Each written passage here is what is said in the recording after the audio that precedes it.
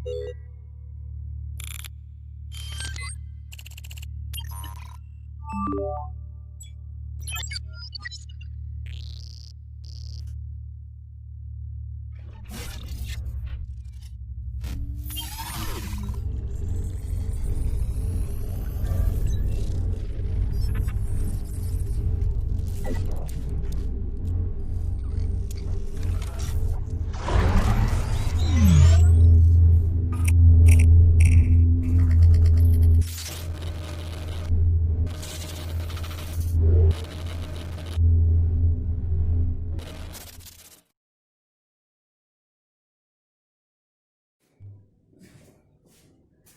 Evening everyone, metro education में आपका स्वागत है। स्टार्ट करते हैं इलेक्ट्रोस्टैटिक लेक्चर नंबर 11।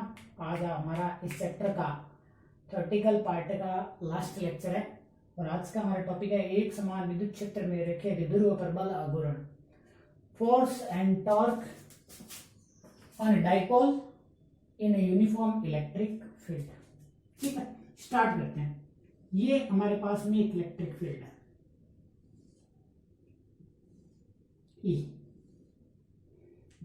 ई हमारे पास में एक इलेक्ट्रिक फील्ड है और इस इलेक्ट्रिक फील्ड के अंदर यूनिफॉर्म इलेक्ट्रिक फील्ड है।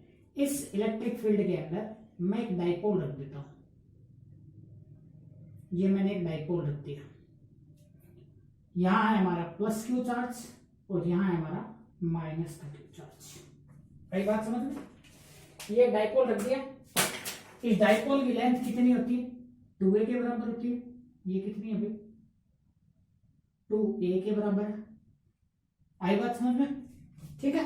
और ये इसका सेंटर है O और ये डाइपोल इलेक्ट्रिक फील्ड के साथ थीटा एंगल बना रहा है। ठीक है। अब ये डाइपोल जब इस इलेक्ट्रिक फील्ड में रखा हुआ है तो इस प्लस क्यू चार्ज के ऊपर इधर फोर्स लगेगा। कितना? F बराबर Q इंटू ई। इतना ही लगेगा भाई। और इसके ऊपर कितना लगेगा? इलेक्ट्रिक फील्ड के विपरीत कितना? F बराबर माइनस का Q इंटू ई। इतना ही लगेगा। अब ये दोनों फोर्स, ये फोर्स इसको इधर खींचेगा, ये फोर्स इसको इधर खींचेगा। आई बात समझ में भाई? ये फोर्स तो इसको इधर खींचेगा, ये फोर्स उसको इधर खींचेगा। इस कंडीशन के अंदर ये डाइपोल ना तो इधर आ सकता है और ना ही उधर जा सकता है, परंतु ये अपने ओरिजिन मतलब अपने सेंटर से स्पिन कर सकता है, मतलब घूम सकता है यहां से। भाई ये क्या करेगा? ये इस प्रकार से रखा हुआ है, इस प्रकार से रखा हुआ है। ये फोर्स इसको इधर खींच रहा है, ये फोर्स इसको इधर खींच रहा है, तो ये क्या हो जाएगा? ये ऐसे घूम जाएगा। मतलब ये डाइपोल इस इलेक्ट्रिक फील्ड के अंदर क्या कर सकता है? घूम सकता है। ठीक है। और इसी को हम क्या कहते हैं? टॉर्क कहते हैं। ठीक है।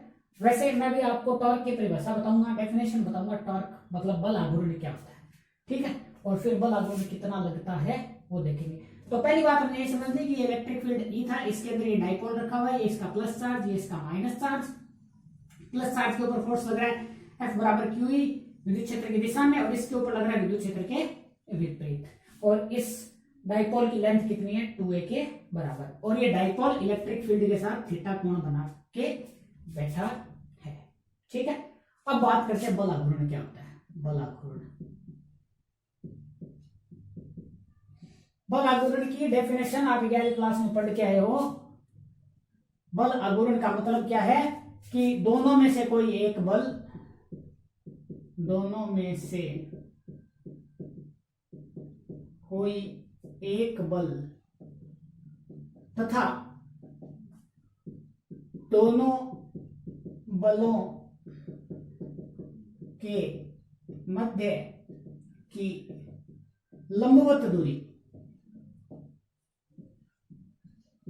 को किसी निकाय का दूरी के गुणनफल को उस निकाय का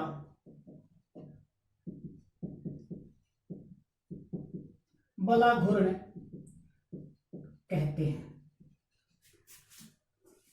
दो बल लग रहे हैं इसके ऊपर, दो फोर्स लग रहे हैं। दोनों फोर्स में से कोई एक फोर्स ले लो और दोनों फोर्स के बीच की परपेंडिकुलर डिस्टेंस ले लो। तो देखो इन दोनों फोर्स के बीच की परपेंडिकुलर डिस्टेंस ये देखो ये ये 2a है हमारे पास में, ये 2a है, ये एंगल थीटा तो ये भी एंगल थीटा, ठीक है। तो ये हमारे पास में थीटा है, तो ये क्या हो गया परपेंडिकुलर, ये क्या हो गया हाइपोटेनस, मतलब ये क्या हो गया लंब, और ये क्या हो गया कर्व। तो हम क्या कह सकते हैं, हम कह सकते हैं, हम एक बार एक काम करते हैं, इसका नामकरण कर देते हैं ए बी सी, त्रिभुज मान लेते हैं इसको, ठीक है। तो हम क्या कह सकते हैं, हम कह सकते हैं कि बी सी बट्टा ए सी बराबर क्या लिख सकते हैं हम, साइन थीटा, साइन थीटा, ठीक है। तो हम क्या कह सकते हैं, बी सी बराबर ए सी साइन थीटा, ए सी की वैल्यू कितनी 2a साइन थीटा। बल आघूर्ण टाई बराबर हमारे पास में क्या आ जाएगा, एक बल F इंटू दोनों बलों के बीच की लंबवत दूरी कितनी BC, यही तो बात है, ठीक है।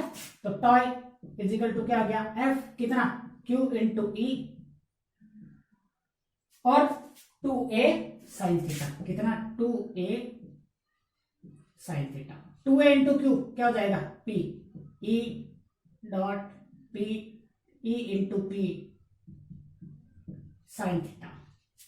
और सदिश संयोजन का हमें सॉरी वेक्टर के अंदर हम एक सूत्र पढ़ के आए थे, ए बी साइन थीटा बराबर a क्रॉस b, 11वीं क्लास में इतना पढ़ गए हो फिजिक्स के अंदर। तो हमारे पास टॉय बराबर कितना आ गया, टॉय बराबर आ गया हमारे पास में E क्रॉस P। अब देखो सूत्र तो हमने निकाल लिया, सूत्र तो हमने निकाल लिया, मात्रक भी देख लेते हैं, मात्रक की भी कोई बड़ी बात नहीं, बल गुणा दूरी, मात्रक क्या हो जाएगा हमारे पास न्यूटन इंटू मीटर, इतना ही तो हो जाएगा, मात्रक क्या हो जाएगा न्यूटन इंटू मीटर, विमा क्या हो जाएगी m1L2T-2, यही तो बात है। चलो इसमें तो कोई समस्या नहीं है। अब बल आघूर्ण का सूत्र को हमने व्युत्पन्न कर लिया, अब बल आघूर्ण एक सदिश राशि है तो इसकी दिशा क्या होगी, इसकी दिशा क्या होगी। तो देखो हमारे पास में विद्युत क्षेत्र की दिशा ये है, मैं उंगलियों को ले लेता हूं, विद्युत क्षेत्र की दिशा, अंगूठा आ जाएगा मेरे पास में डाइपोल की दिशा। देखो डाइपोल की दिशा क्या होगी भाई, द्विध्रुव की दिशा क्या होती है माइनस से प्लस की तरफ, तो ये लो ये दिशा मेरे पास में पी वेक्टर की, यही तो बात है, माइनस से प्लस की तरफ द्विध्रुव की दिशा होती है। हाँ तो ये मेरे पास विद्युत क्षेत्र, ये मेरे पास द्विध्रुव है, तो इन दोनों के लंबवत, इन दोनों के लंबवत क्या लगेगा बल आघूर्ण अंदर की तरफ, मतलब क्या कह सकते हैं कि बल आघूर्ण पृष्ठ में लंबवत अंदर की तरफ लगता है। आई बात समझ में, बल आघूर्ण पृष्ठ में लंबवत अंदर की तरफ लगता है। बल आघूर्ण का मैं बता दूं, देखो दो फोर्स लग रहे हैं, दोनों फोर्स में से कोई एक फोर्स ले लो और दोनों फोर्स के बीच का परपेंडिकुलर डिस्टेंस ले लो, उन दोनों का मल्टीप्लाई क्या हो जाएगा हमारे पास में टॉर्क हो जाएगा, ठीक है। टॉर्क क्या है, कोई एक फोर्स और दोनों फोर्स के बीच की परपेंडिकुलर डिस्टेंस का मल्टीप्लीकेशन क्या होता है टॉर्क होता है, ठीक है। टॉर्क बराबर F क्रॉस BC, और BC की हमने वैल्यू निकाली 2a sin थीटा, तो वहां से निकाल ली ये वैल्यू, ठीक है। अब हम कुछ विशेष स्थितियां पढ़ते हैं। पहली विशेष स्थिति, ठीक है, हमारे पास क्या है टॉय बराबर कितना हमारे पास में E P sin थीटा, यही तो बात है। हाँ जब थीटा बराबर 0 डिग्री, थीटा बराबर 0 डिग्री, तो टॉय बराबर कितना हो जाएगा हमारे पास में 0, पहली स्थिति ये। जब द्विध्रुव है तथा विद्युत क्षेत्र के बीच का कोण शून्य होगा तो बल आघूर्ण का मान न्यूनतम होगा, थीटा बराबर 0 पर मान क्या होगा न्यूनतम, मिनिमम, ठीक है। अब जब थीटा बराबर 90 डिग्री तो टॉय बराबर क्या हो जाएगा हमारे पास में E इंटू पी, टॉय बराबर E इंटू पी, ए इंटू पी का मतलब क्या है अधिकतम मान, तो थीटा बराबर 90 डिग्री पर मान क्या होगा अधिकतम, मान क्या होगा अधिकतम। अब एक डेफिनेशन और लेके आते हैं इसकी, एक डेफिनेशन तो हमने देख ली, कि दोनों बल, तो दोनों बलों में से कोई एक बल तथा दोनों बलों के मध्य की लंबवत दूरी के गुणनफल को हम क्या कहते हैं, निकाय का बल आघूर्ण कहते हैं। एक डेफिनेशन और लेके आते हैं। हमारे पास में क्या है कि टॉय बराबर P E P sine theta, यही तो बात है। मैं ऐसे करूं, मैं ऐसे मान लेता हूं थीटा बराबर 90 डिग्री, तो साइन थीटा बराबर कितना हो गया, साइन थीटा बराबर 1 हो गया मेरे पास। थीटा बराबर 90 डिग्री रखते साइन थीटा का मान कितना हो गया, 1 हो गया। अब मैं ऐसे कहती हूँ कि E बराबर 1 न्यूटन पर कूलम। E विद्युत क्षेत्र का मान, इलेक्ट्रिक फील्ड का मान मैं E बराबर 1 न्यूटन पर कूलम मान लेता हूं, तो मैं क्या कहूंगा, टॉय बराबर P, टॉय बराबर P। तो यहां से हम क्या डेफिनेशन निकाल सकते हैं, यहां से हम क्या डेफिनेशन निकाल सकते हैं, देखो इकाई विद्युत क्षेत्र में रखे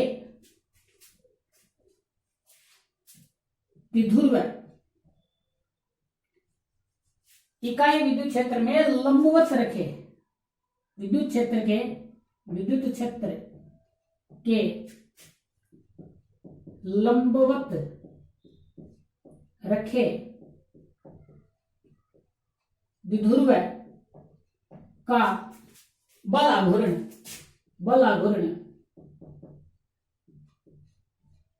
उसके द्विध्रुव आघूर्ण के बराबर होता है, द्विध्रुव आघूर्ण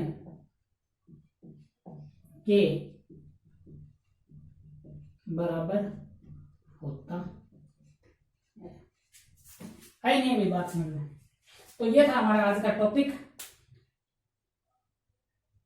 चैप्टर हमारा कंप्लीट हो गया। कल हम इसके कुछ 2 4 5 न्यूमेरिकल करेंगे और उसके बाद में गॉस थ्योरम स्टार्ट करेंगे। चैप्टर को आप ढंग से पढ़ें, सारे वीडियो पूरे देखें, ठीक है, और ध्यान से पढ़ें। 12वीं क्लास है, इसके बाद में आपको कंपटीशन लेवल पर भी जाना है। ये सब चीज़ें आपके काम आनी है जिंदगी में कहीं ना कहीं। टीचर बन गए तो भी काम आएगी, इंजीनियर बन गए तो भी काम आएगी, डॉक्टर बन गए तो भी काम आ जाएगी। तो ढंग से पढ़ें, मन लगा के पढ़ें, ठीक है, और चैनल को सब्सक्राइब करें, शेयर करें, कमेंट करें और लाइक करें। Thank you very much.